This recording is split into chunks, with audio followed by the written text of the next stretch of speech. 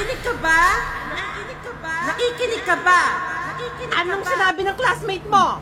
Can you repeat his answer? Ma'am, di ko po alam.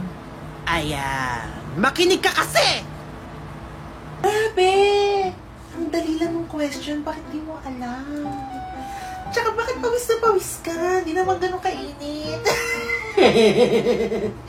Oh, baka kailangan mo to. Kasi, you know, ew. Hindi, para lang may ice cold protection ka kasi parang maasim ka na. Oh,